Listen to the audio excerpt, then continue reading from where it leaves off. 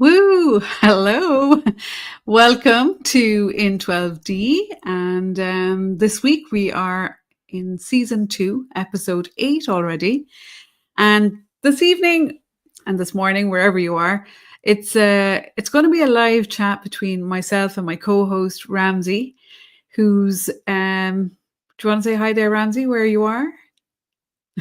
Hello, everyone. I'm in sunny South America. Nice. In the background.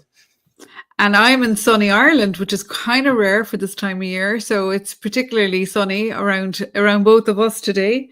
Today's episode is, the title of the episode is Involution to Evolution. And like the kind of decoding of ourselves, of our why, like what gets us on these paths. And as the path unfolds, how we're piece the pieces together. It's like a puzzle, and it's like you get little bits and pieces here and there. So we're going to share a lot about our own personal journeys in this episode. So do stay tuned in. And there's also going to be a word shared during the program at some stage, which will be a coupon code word for a program that we have coming up in a couple of weeks. So Ramzi, do you want to just share the name of the program that we're planning on the in12d program?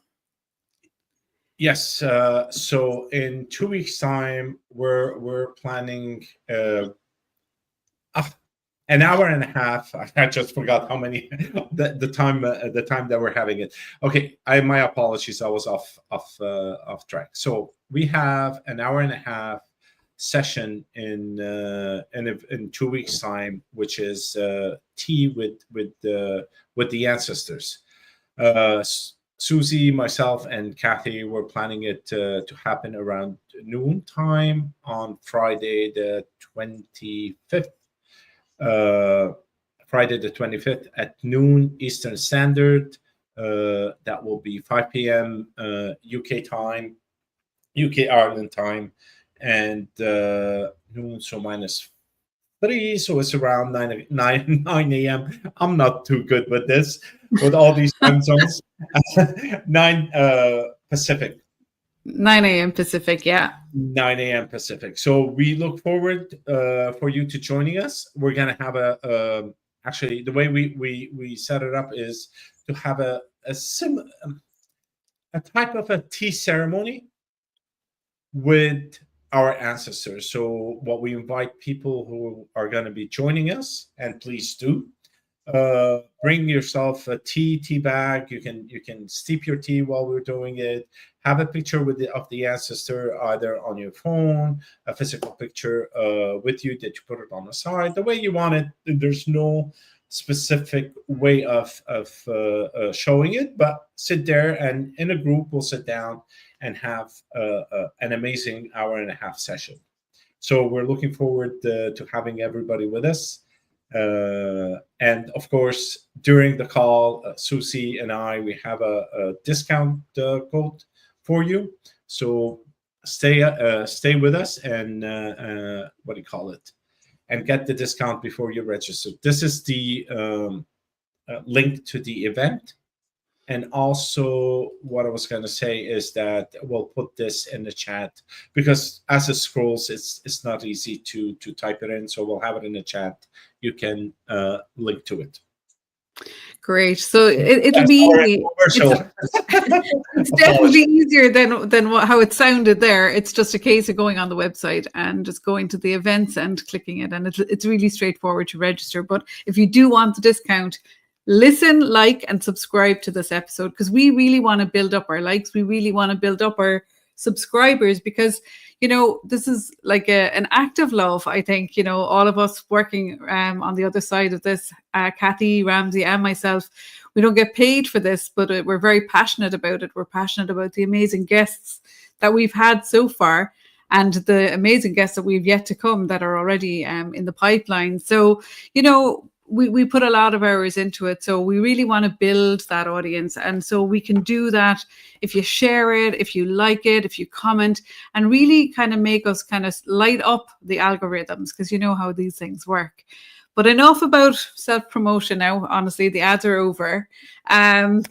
Let's get started, Ramsey. Let's get into this decoding the why. So, we talk about personal growth. We talk about, how personal growth and that commitment to it really leads to inner transformation.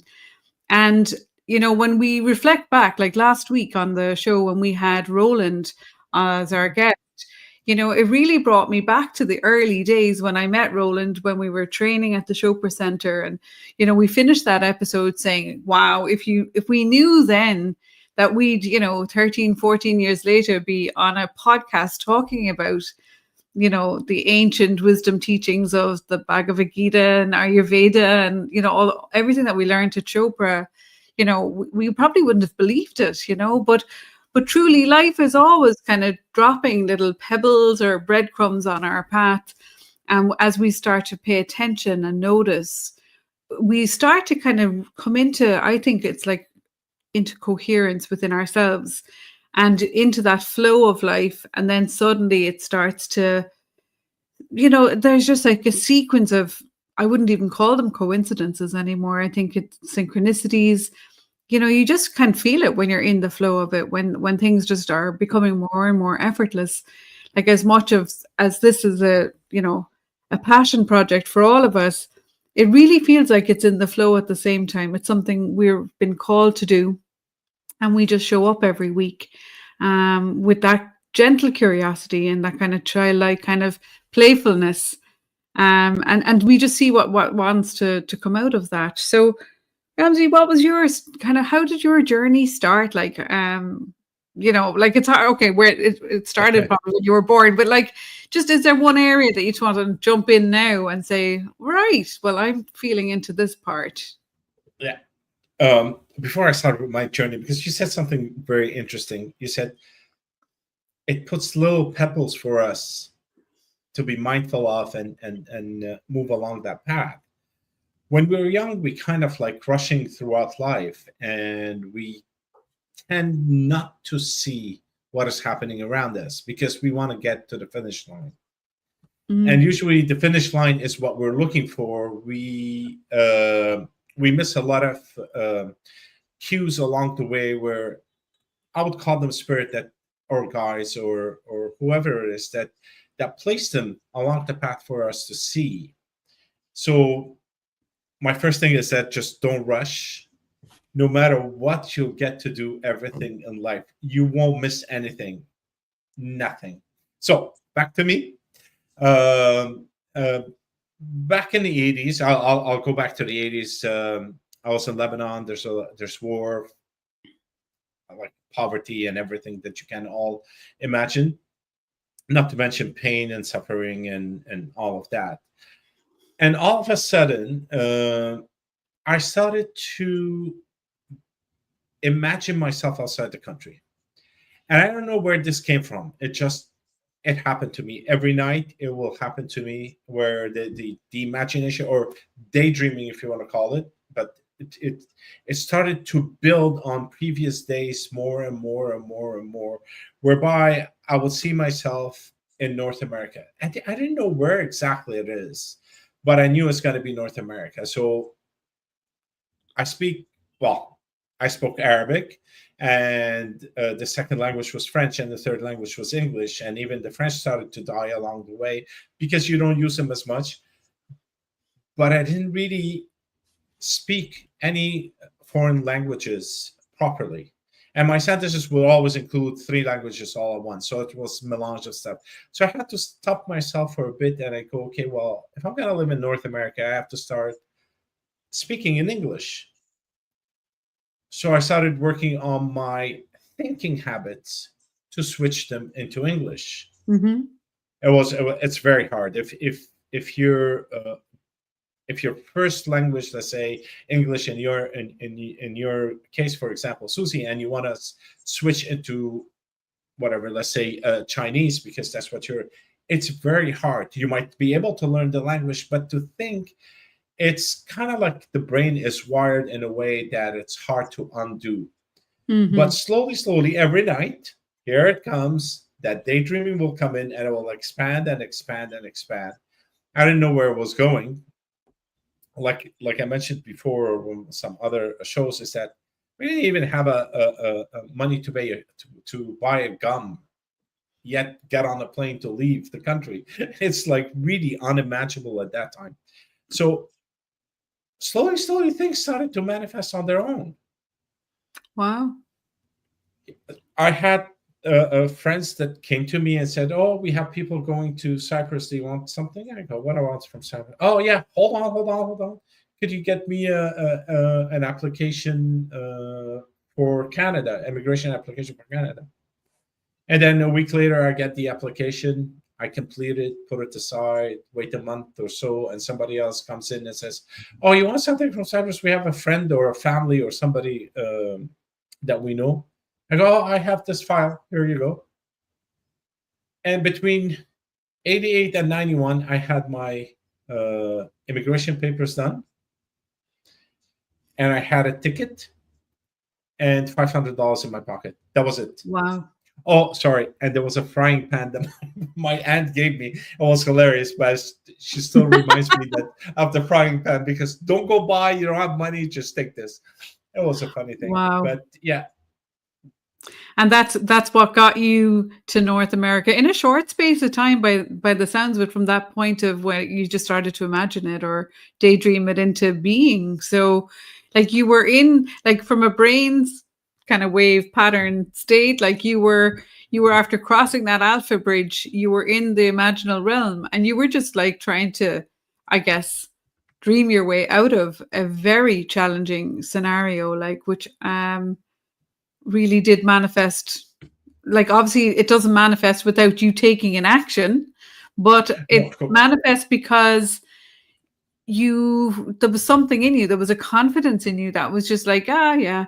It was like with a detachment to the outcome. You were just like, yeah, like next stage, it was way beyond your scope. Like, you couldn't afford bubble gum, and like, how were you going to get a flight to America, or even get in for that matter? But it's really interesting, isn't it? Like the state of mind that takes you on the longest journey. Like, it does. It's amazing. I'll tell you another thing is that when I went for my interview, when I got the notice from the Canadian embassy, and I remember it clearly, I was as if it was yesterday. We just every now we come out of war, but I was boiling water with twigs and stuff to take a shower, and you get the ashes in them, and I was like, you're a young guy, and you want everything to be perfect, and you're doing that. And then the Pope came out for the Sunday mass, and he said, "Stop taking the Christians out of Lebanon, because it's the only Christian area over there in the Arab world." And I got like so upset. It's like, why are you stopping me from moving forward in life and enjoying it? Yeah. So 2 weeks later, the Canadian started slowing down on the immigration process to a point where it came to a halt. Yeah. And I arrived in Cyprus for the interview. At the hotel that I was in, everybody got rejected on that day. It was something, we were in the lobby, around 15 people sitting there talking. They all got rejected. They told me, "Don't waste your money. Go back home."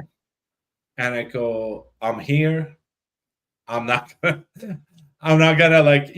reach the door and walk away. No, I'm ringing and I'm walking in." Good. And I was the only person at that hotel that got accepted that time.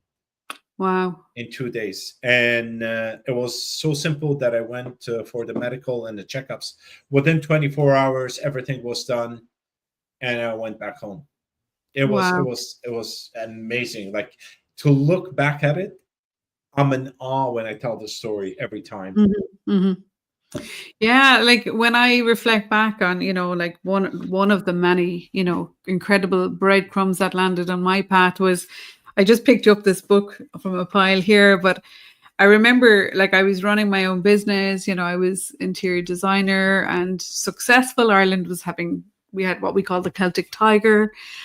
So, you could be printing money at that stage in Ireland. There was so much, growth happening.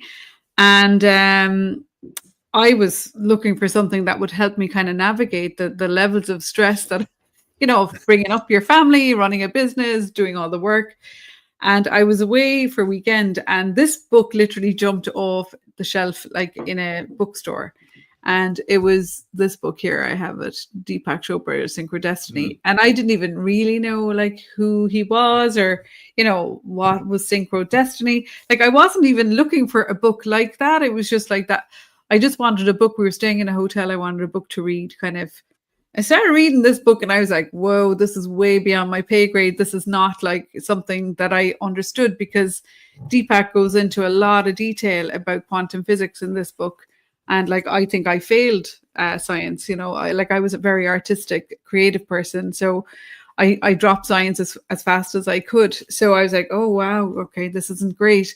So I kind of, he mentions the second half of the book. He said, don't get caught up in the first half, go to the second half. So there were all these kind of little processes that you could do with these sutras, which were in Sanskrit. And I was like, oh, this is kind of cool.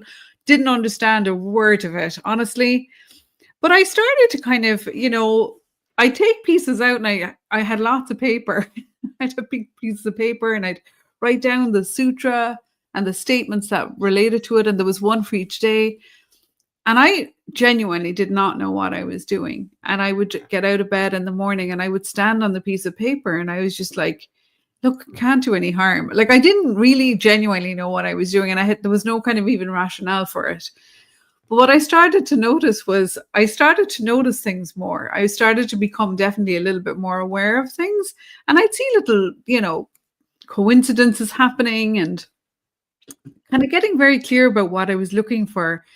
Clarity started to dawn on me, and when I got to the end of the book, and like I still didn't understand the quantum physics part of it at the beginning, the explanation for how it works, I didn't get it at all.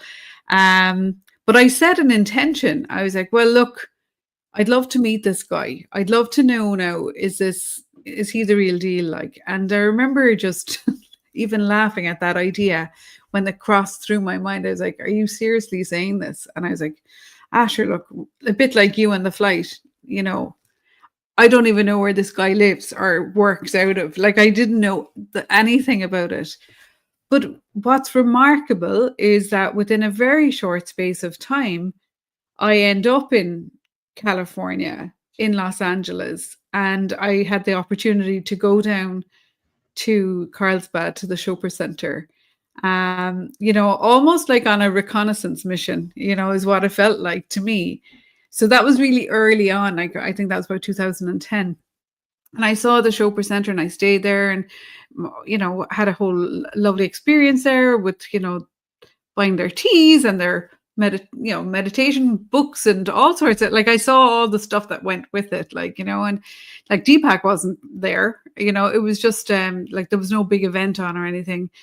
But it kind of put me at ease about it. Like, the skeptic in me was starting to feel more at ease, and starting to lean into the possibilities more. And like and I bought lots more of his books, and I started to see the pattern was like everything seemed to come down to meditation, Ayurveda and yoga. Like it was always the same kind of three big tools that he was referring to. So I think that's where that took me at that point, skip forward another year. And when I got there, I did meet him, I did bump into him the second morning when I was about to run for the hills and leave.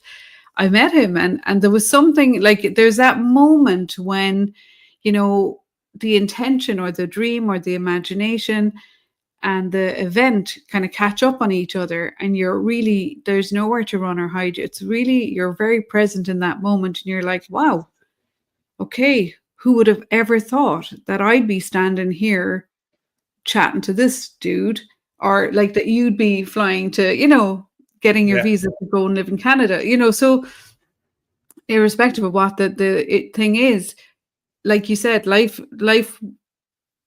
it won't pass you by if it's for you. That's what we say over here. We say, what's for you won't pass you, and I think these practices are what really kind of, I think, accelerated things for me. So yeah.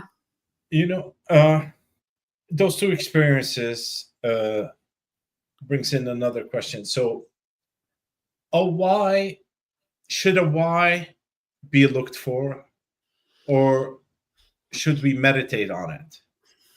Should we run after it or allow it to come?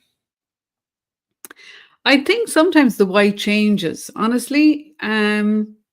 I think deep down at that stage, as much as maybe your why was get me out of the war zone, my why was like my life felt like a war zone because I was very busy all the time. There was a lot happening, and I was kind of feeding this kind of empty pit. Like it was like the more clients you got, the more money you got, the more stuff you could buy, the more clients you got, the more money you got, the more stuff you could buy. And it just was kind of like this loop. And I think at some point I sat down, and I remember sitting on the beach, and I was like, there has to be more to life than this, than feeding this material monster. And I was like, what is it? And nobody else around me was even the least bit interested.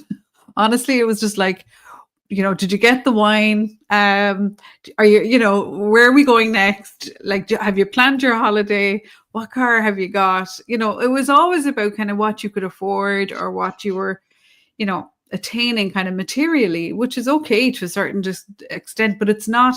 What I realized those days when I was on my own at the beach was I was really missing kind of really deeper fulfillment. I felt the interior design business was like creating smoke and mirrors. I always felt like I was creating a diversion, and I was good at it. I'm very visual, and I could create things, and things could happen quite easily, which were some of the skills, but there was just something really missing. And so I think what I was seeking, I thought was outside of me, so I think that's why the why does change, like you're asking questions and you're trying to figure something out. But really, like you said, it's when you stop and you get kind of quiet and still, that's the involution part. The information starts to come to you. So did you have something like that as well, Ramzi? Did you have a sort of a pause or a stopped you in the tracks? Like, one thing is I have a monkey or a squirrel brain, which it doesn't stop. It's just like, oh, shiny object to the right, shiny object to the left. And it helps a lot when you're in a business environment because you keep an eye on everything, making sure. I used to work as a director of finance for a multinational company, so I'm always on the run, trying to make sure the one on the left and the one on the right, they all match, and doing this and doing that. But for that, you need to be present to what is happening and making sure that you jump into different places. But when you're looking at your own sanity, I don't like the word sanity because we live in an insane world. So if you're looking for your sanity, you really need to have a control over where your mind goes. And because my life is on the run and my mind is on the run, I just can't sit and quiet down. Yeah. It was very, very hard. I tried everything. I tried listening to music. I got aggravated. I listened to YouTube meditation stuff, guided, non-guided. It just doesn't work. And I found doesn't work for you. I'll just put that caveat in there. Yes. Okay. Yeah. It wasn't working for me. Okay. Yeah. It works for a lot of people, but it wasn't working for me. And Sure. then what I found is that my quiet time is when I go for a walk in nature.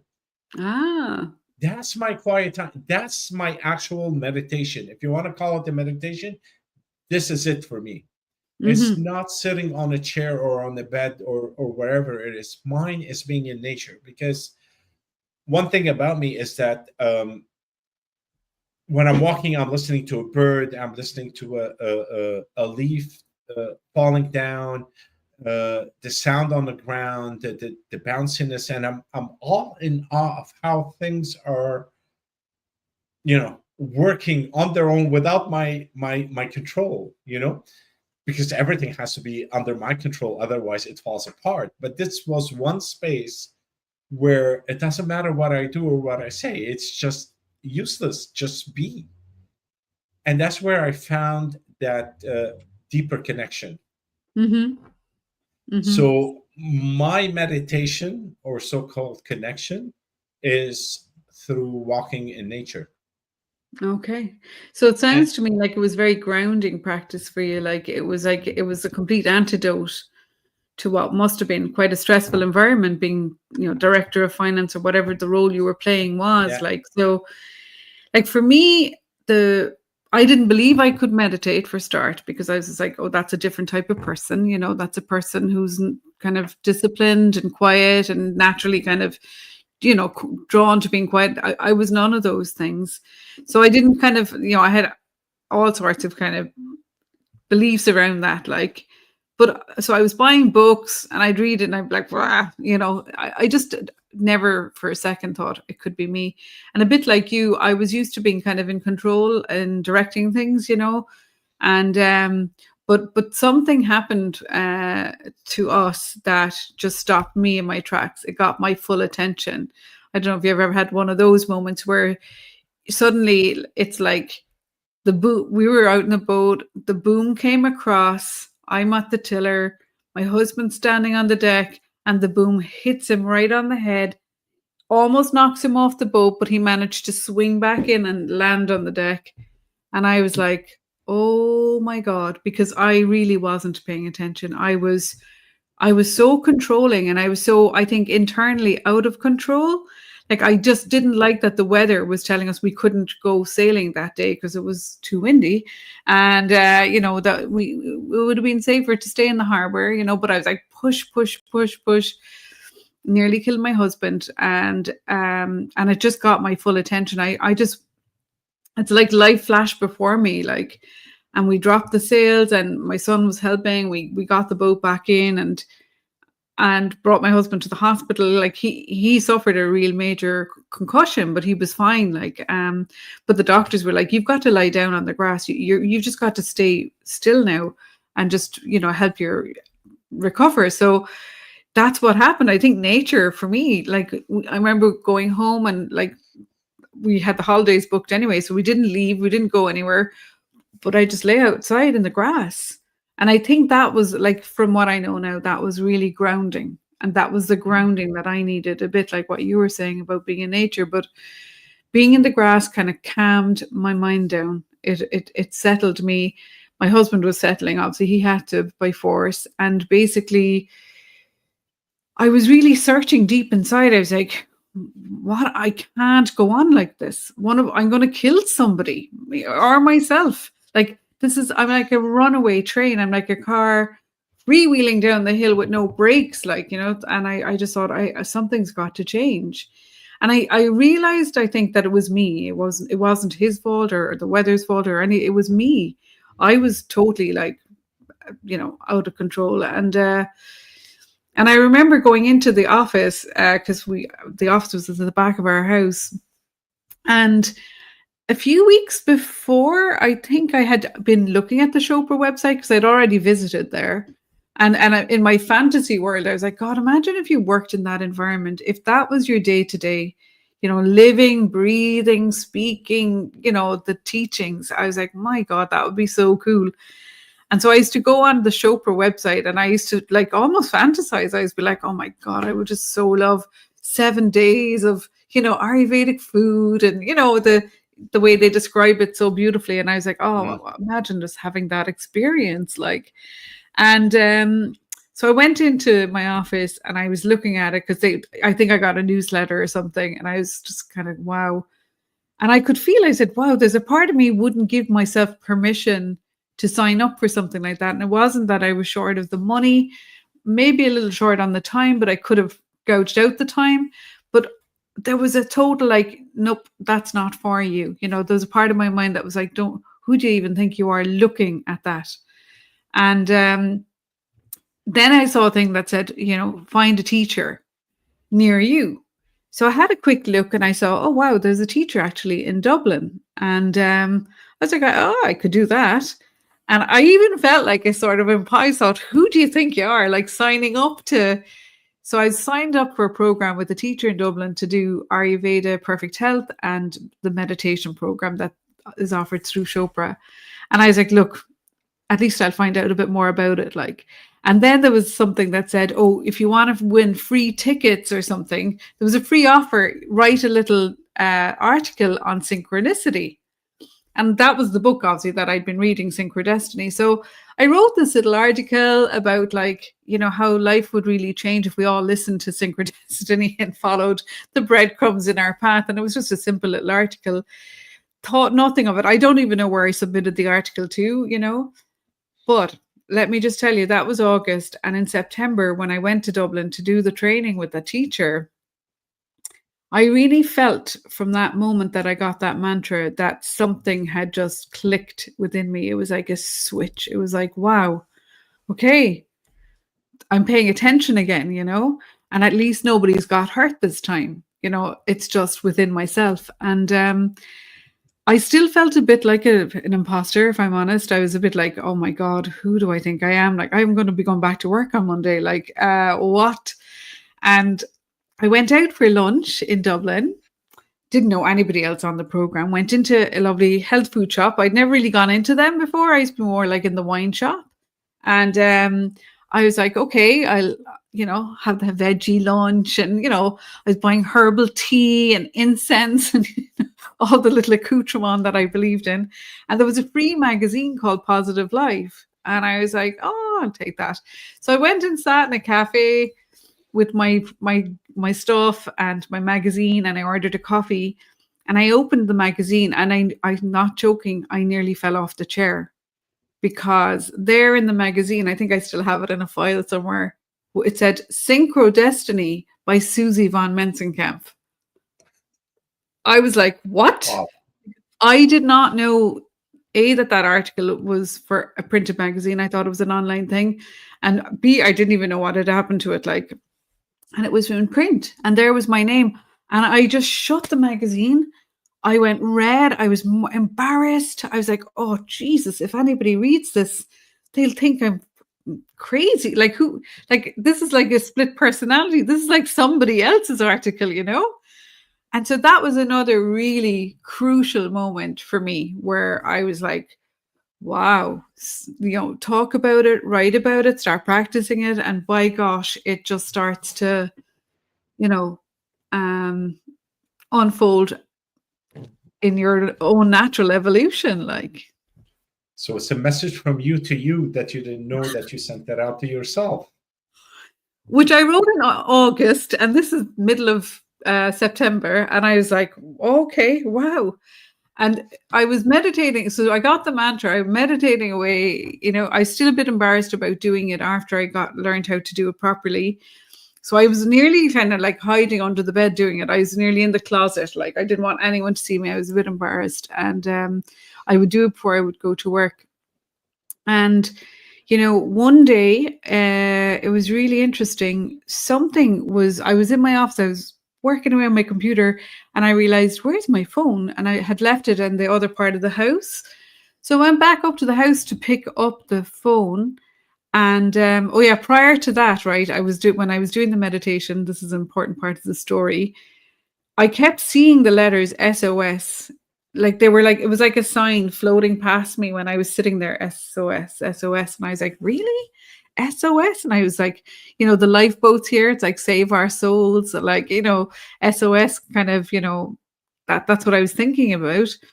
And I was like, I don't know what this SOS is. And I was a bit frustrated because it was really interrupting my meditation, this whole SOS thing. So I opened my eyes and I said, listen, if you're trying to get a sign to me, whoever you are, if there even is something out there, you're going to have to come down with a neon sign right in front of me. And like, literally, like, I don't know, gremlins are going to have to appear in the sitting room. You know, I joked, like, and so I'm down in the office, realize my phone is missing, come back up to get it. It's vibrating. I didn't even know it could do that. I'm like, oh, it vibrates. And I answered, and somebody close to me, a friend, family member, said, you know, that course you were talking about at Chopra that you really want to do, that you won't give yourself permission to do. And I said, yeah. She said, what's it called again? And I was like, oh, Seduction of Spirit. And then I was like, oh my God, that's the SOS, Seduction of Spirit.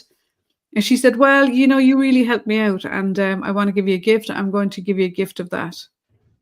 And I nearly keeled over, honestly. Like, I was just in tears, and she didn't know what was going on because I didn't tell her what happened earlier. And I said, I'll call you back. Like, I couldn't. And she said, I have to go. I have a client now. So she couldn't talk. We weren't talking about it. She just said, you're going, I'm paying. And I nearly, like, it took me a few days to actually recover from that breadcrumb. That was like the loaf of bread or the baguette coming and just whacking you on the head, actually, So again, I'm sure you had similar. I'm dying to hear your version. Well, let's just, first of all, let me squeeze in something for now. By the way, I had an interview with the psychic guys. It's called what do you call it? Mediumship and Tea with Ramzi. So please do check it out. It's an interview on the psychic guys. I put the link in the chat. Also, I think it's this link too, but in the chat you'll find it there. So join me on the psychic guys.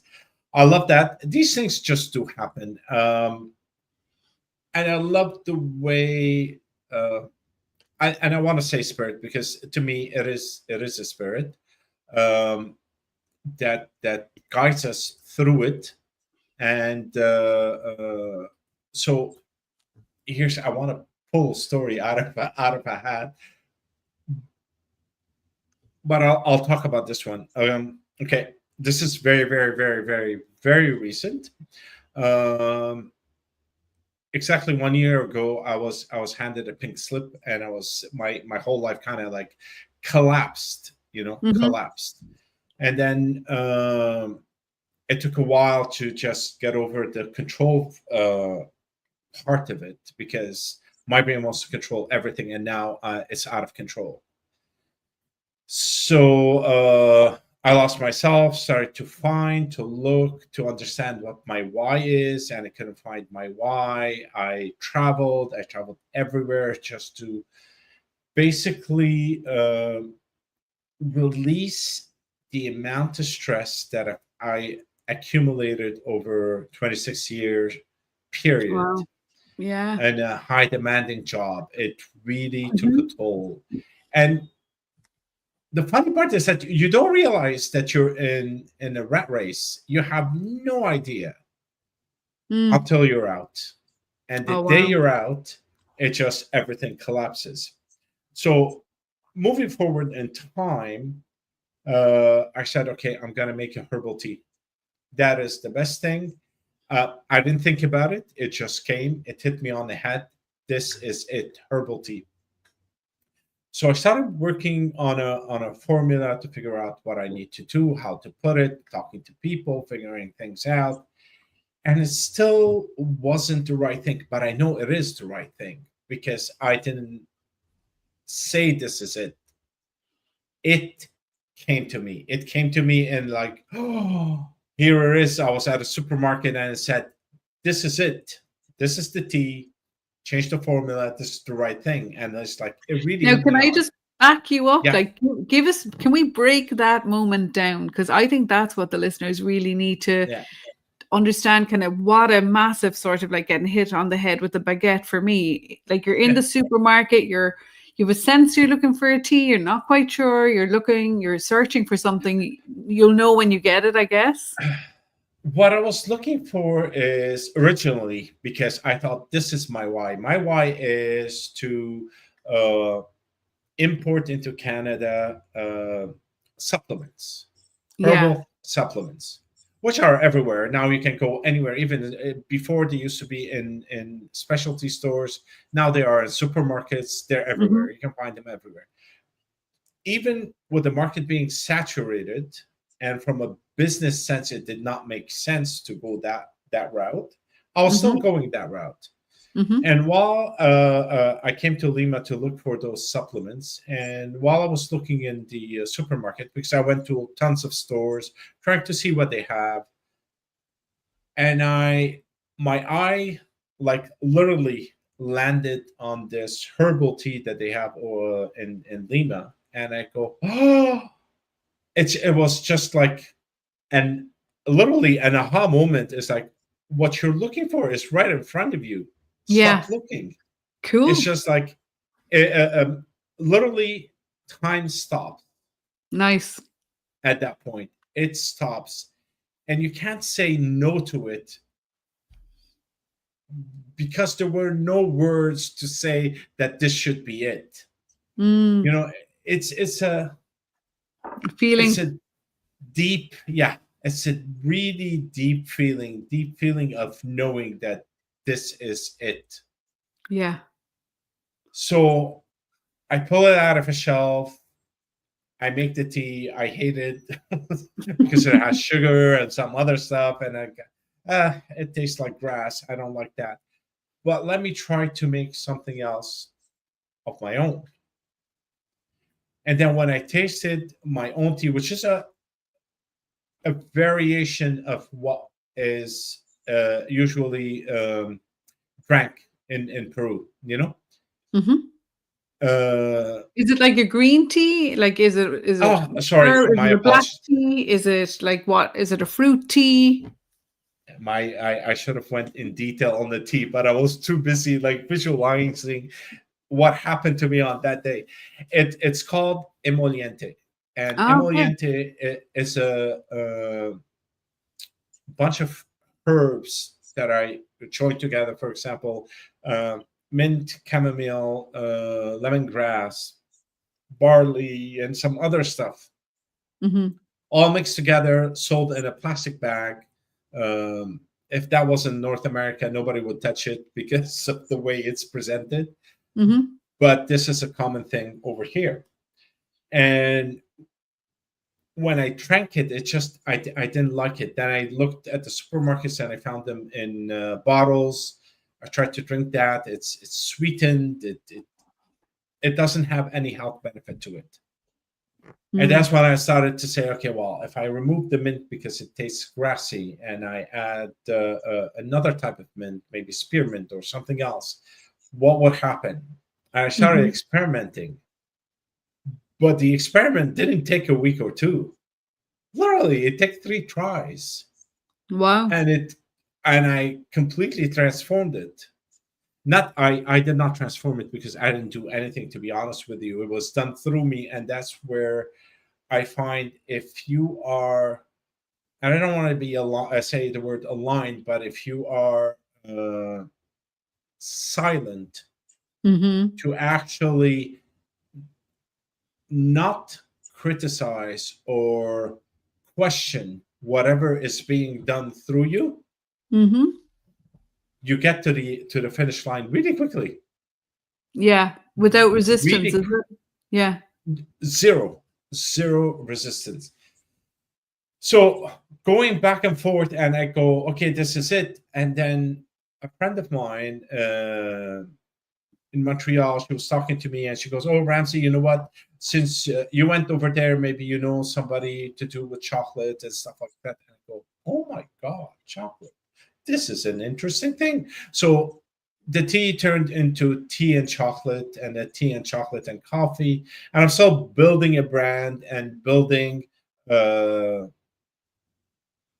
a more healthy uh, product Mm-hmm. to be sold. Like for example, yesterday I was building some kind of a chocolate with jam in it, Mm-hmm.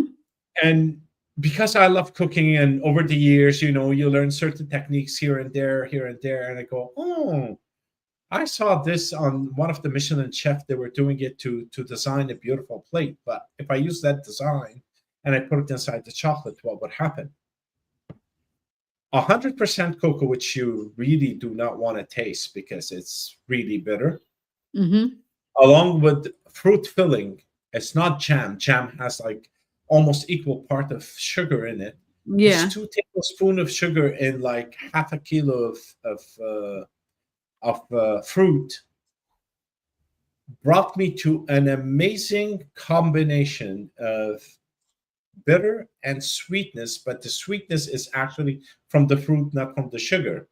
Yeah. That Natural. made Very. it all natural. and I couldn't stop eating it last night to a point where I go, my God, I should stop now and make it a bit more bitter so that people don't overeat. But you can't overeat. It's 100% natural, organic cocoa, no sugar in it, and so on and so forth. It just all that to say is that things just happen when you're in that slow-mo state, and especially, and I'm talking to my fellow North American, along to with European are less than North American. North American, we're bloody crazy. It's like go go go go go go go. But if you just stop a bit and to what feels good for you in terms of silencing yourself and reconnecting to your body. Yeah. In your case, it was meditation. In my case, it's a meditation through walking in nature. And I'm sure there are tons of others that can come up. Do it. If that makes you feel connected to yourself, to everything around you, just do it. I'm going to have to show you that there's a comment in the chat there. I can't wait to try that. They're already queuing up to try the chocolate. What's interesting is that overlap of the flavors. Like in Ayurveda, we talk about the 6 tastes, and when we balance all 6 tastes, it feels we experience satiety in our palate. Like our palate has, this incredible capacity for bitter, sweet, astringent, pungent, salty, sour. And in Ayurveda, what we say is like when you get all 6 tastes in over the course of the day, you feel like much more kind of satisfied. You wouldn't be reaching for the box of chocolates. The one would really work for you. Like, so it feels to me like the products could end up becoming the kind of meal. Like you could have the tea as a ritual after your meal with the one chocolate and really ritualize that treat. Like everybody needs a treat at the end of the day, or sometimes at the end of a meal. And there's something about when we give ourselves permission to receive a treat, there's that receptivity of giving something back to yourself, as much as meditation is giving yourself a treat of being silent and, connecting in. Sometimes the treat might just come through, the flavors of life. And, I'm just wondering, when you describe the herbs that you talked about in the tea and then the flavors in the chocolate, it feels to me like the combination would probably entail all 6 tastes, and the ritual in itself would be very satisfying. Like it would really bring coherence and balance in to your palate, probably for your digestion as well. And just like as those antidotes to stress, like for people, who may be stopping and doing meditation as a bridge too far when you're, juggling lots of different things, from running a business to raising kids, taking care of people, taking care of yourself. These rituals, I think, are what we need to start to value in our lives. Those moments, like I was out walking the hills in Kerry, the county next to me, on Sunday. And like one of the women I was walking with was describing her morning. And like she said to me, I could never meditate, Suzi. Geez, you could never stop my mind. And, she gave me all the reasons why meditation wouldn't work. And I was like, I said, look, I'm not trying to. So, there's no pressure. And she said, and I said, so, but what do you do? Like, what is your kind of moment? And she said, well, I get up really early. I love my garden and I stand there. I think she lights a cigarette and she makes a cup of coffee, but I said, like, you're 50% there with the garden and taking the time. If you could just change it from the coffee and the cigarette to maybe, one of these quality consciously made chocolates and a herbal tea, like the shift would be profound, actually, so that's why I'm looking at a project actually at the moment where it's food as medicine, and just finding, balance through the 6 tastes. So I think that's something, it's because we were both talking about that. So I just so that we move on, where are we doing on the time? Oh, we have a bit more time. And it's lovely to see that we have Edie has been on the call, and Catherine's been on the call. I keep saying on the call, on the show. Walking in nature is mindful meditation for her. There you go. And Edie was, I think she was saying that she was in Maine, just coming back from her swim. So, you know, like everybody knows what their sort of place or, you know, go to release the stress or to kind of manage the stress. In relation to your own life, I have a few things here. Was there a shift when you went from trying to fix yourself to really honoring the process that you were in? We talked about it earlier. Yeah. This is an awesome question because we're bombarded with all these things about fixing ourselves, becoming better, and especially when you're in the business world, you always strive to become better, to become a better leader, understanding your. But the reality is, we're already there. We're already there. We really don't need to shame ourselves or force ourselves to become something that we're not. Yeah. You know, you can read a book about self-help. You can read a book about how to manage people. And that's okay. And you can take whatever that resonates with you in order to align yourself with yourself. But to change it, I find that not being honest with your true self. Like you're I putting think, on a persona. Go ahead. Sorry. yeah, just when I listen to you say the words like self-help, like you see it in a bookshop, the self-help section, like you're going to run a mile from it. You know what I mean?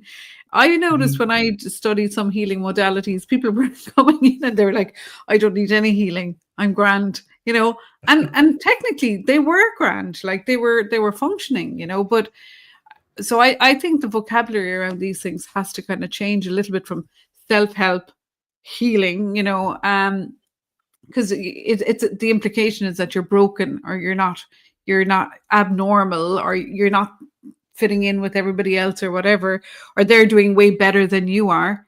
When really in reality is you're functioning, you're probably functioning on a very high level if you're running a company and you're, you know, director of a team and, you know, doing what you're doing and then living your life at the same time, like, you know, like highly functioning people, I guess.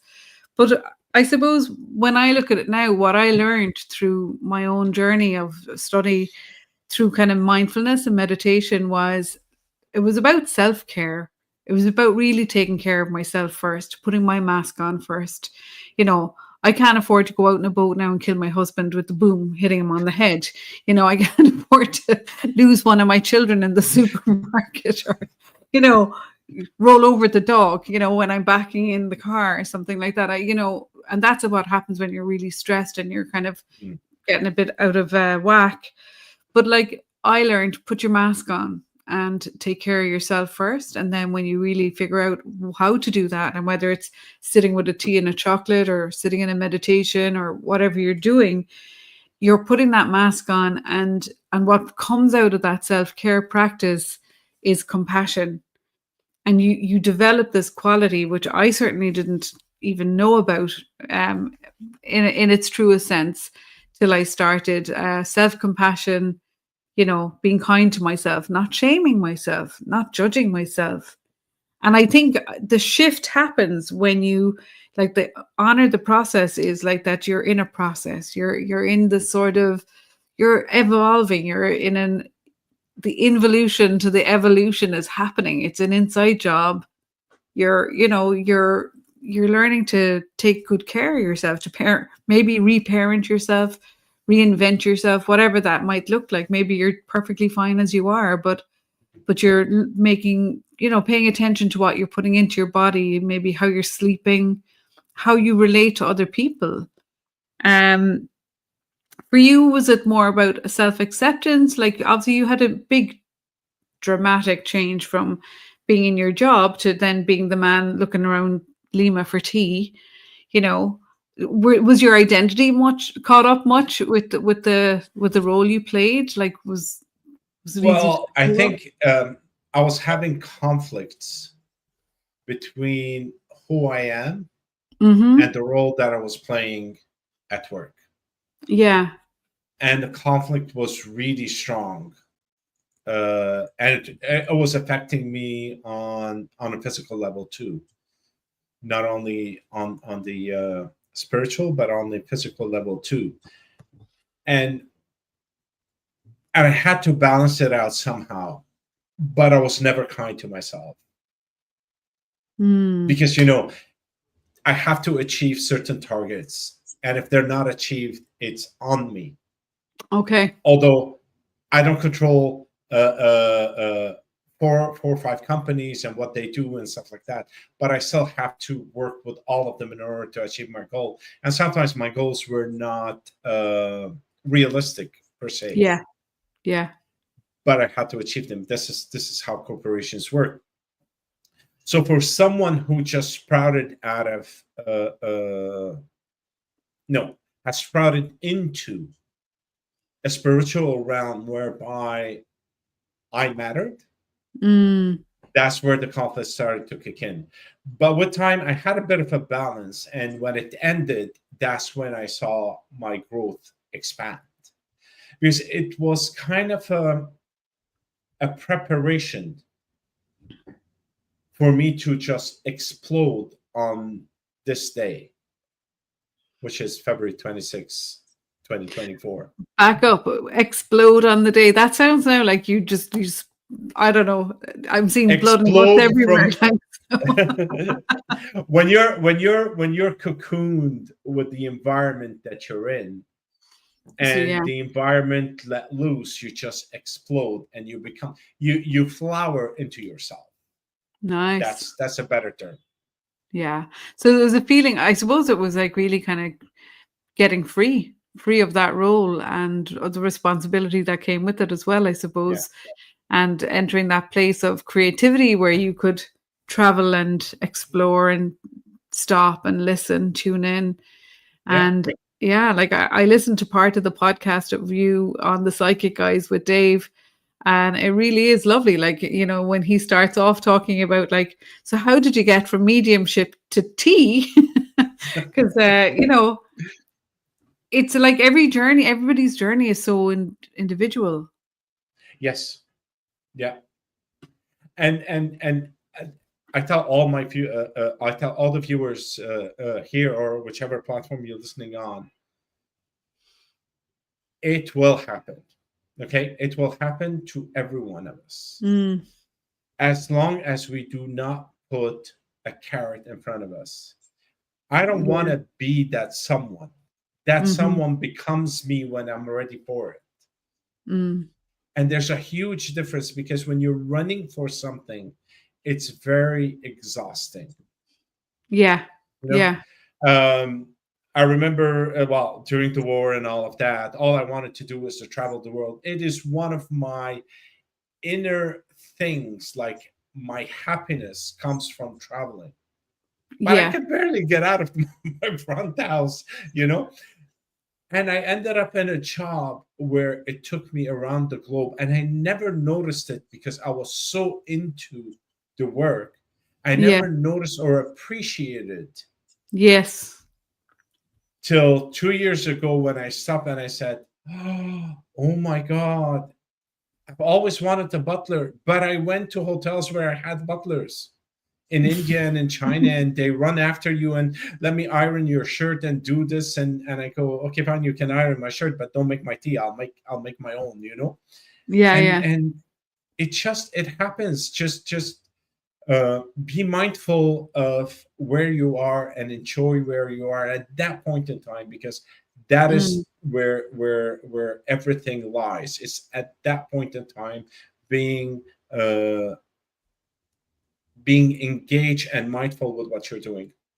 Happiness, basically. You mean in the present moment, really? It's in like the present moment, yes. right now, in the here and now, and being okay with being in a process. And I was talking to somebody earlier, and we were saying that like life, actually, when it's in balance, it's a beautiful, healthy curve of like soft peaks and soft troughs, and it's a dynamic exchange between kind of motion and in movement to kind of being in stillness and silent and but it's from a very balanced place, as opposed to, you know, high peaks and high drops. Like, you know what I mean? So it's really that middle path is definitely the way.